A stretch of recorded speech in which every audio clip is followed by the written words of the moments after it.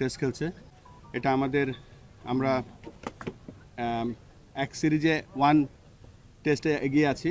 এই টেস্টটা আমাদের জন্য গুরুত্বপূর্ণ টু উইন দ্য সিরিজ। সাথে সাথে আজকে আমাদের বাংলাদেশে 25 বছরের যে টেস্টের হিস্ট্রি, এই বছরই কয়েকদিন আগেই আমাদের 11ই নভেম্বর গিয়েছে, যেদিন আমরা 25 বছরের আগে যে প্রথম টেস্ট খেলেছিলাম সেটা উদযাপন করেছি। আর সবথেকে বড় উদযাপন হচ্ছে আমাদেরই একজন খেলোয়াড়, x captain Mushfiqur Rahim 100তম test খেলছে। আমরা ছোটোবেলায় পত্রিকায় দেখতাম বিভিন্ন টেস্ট খেলুড়ে দেশের খেলোয়াড়রা 100 টেস্ট খেলছে, সেটা আমার ঘরের ছেলে মুশফিক প্রথম 100তম টেস্ট খেলছে। তো আজকের দিনটা শুধুমাত্র টেস্ট ক্রিকেটের জন্য আমাদের জন্য একটা অত্যন্ত একটা মাইল ফলক আজকে আমরা পাস করলাম। এবং আজকে আবার বাংলাদেশের প্রথম প্লেয়ার হিসেবে 100তম টেস্ট খেললেন মুশফিক ভাই। আমি যদিও সারাদিন মিটিংয়ের পর মিটিং, এই কারণে পৌঁছাতে একটু দেরি হয়ে গেল, এই জন্য দেখতে পারলাম না। এবং 99 রানে আজকে খেলা শেষ হয়েছে। কালকে উনি 100তম টেস্টে 100 রান করবেন, এটা আমাদের জন্য একটা প্রাপ্তি। এবং আশা করি ফলোড বাই মুশফিক ভাই আরও অনেক প্লেয়ার 100তম টেস্টের মাইল ফলক ছুবে। এবং আসলে মুশফিক ভাইয়ের সাথে আমাদের সবার চাইল্ডহুড জড়িত, বিশেষ করে আমাদের বয়সে যারা আছে। যখন দেখতাম যে বাংলাদেশের অবস্থা খারাপ, কিন্তু মুশফিক ভাই মাঠে আসছে, তখন একটু স্বস্তি ফিরতো যে না, এখন একটু হয়তো স্টেবল হবে, এখন একটু রান হবে বা মাঠে টিকতে পারবো আমরা। তবে বাংলাদেশের আজকে আমাদের মাঝে উপস্থিত হয়েছেন আমাদের সম্মানিত উপদেষ্টা। তিনি আজকে এসে মুশফিক রহিমকে উইশ করেছেন। এবং আমরা যেই অবস্থায় আছি আজকে যেই টেস্টে, সোফার একটা ভালো পজিশনে আছি। So thank you for all the support. Thank you everyone. আজকে আপনারা জানেন যে গতকালকেই আমরা আমাদের খেলাধুলার একটা বড় অর্জন, গতকালকে আমাদের জাতীয় ফুটবল দল প্রায় 22 বছর পর ভারতকে হারালো প্রথমবারের মতো, এবং বাংলাদেশের মাটিতেই সেটা সম্ভব হয়েছে। একই সাথে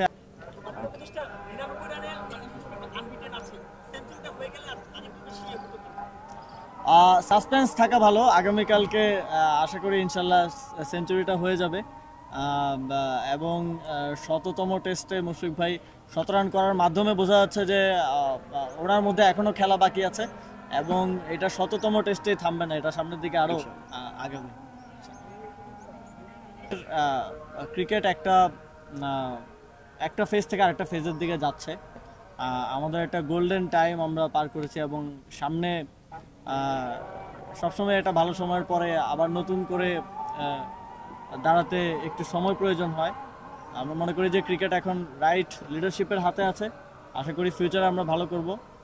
আমরা ফুটবলে ভালো করছি, আমরা অন্যান্য স্পোর্টসেও ভালো করছি, এবং আশা করি যে বাংলাদেশ স্পোর্টসের দিক থেকে পৃথিবীকে একসময় লিড করবে। এবং আমাদের এই অর্জনগুলো আমাদেরকেও অনুপ্রেরণা দিবে, বাংলাদেশের মানুষকেও অনুপ্রেরণা দিবে স্পোর্টসকে সাপোর্ট করতে। Thank you.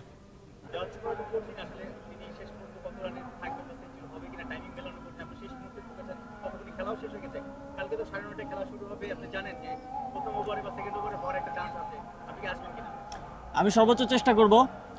আজকে মূলত অ্যাটলিস্ট লাস্ট ওভারটা যাতে দেখতে পারি, এবং সেঞ্চুরির দিকে যাচ্ছিল সেজন্যই তাড়াহুড়ো করে আসা, কিন্তু পৌঁছতে পারিনি রাস্তায় জ্যামের কারণে। বাট আমি চেষ্টা করবো ইনশাল্লাহ মুশফিক ভাইয়ের সেঞ্চুরিটা দেখার। Thank you everyone.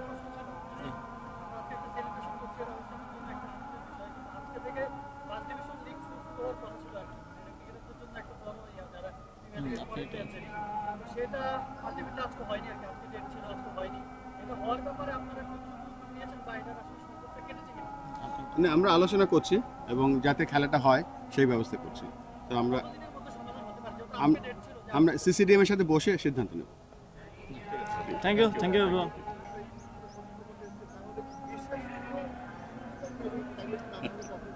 সেটা পরেই ঘোষণা করি, ঠিক আছে?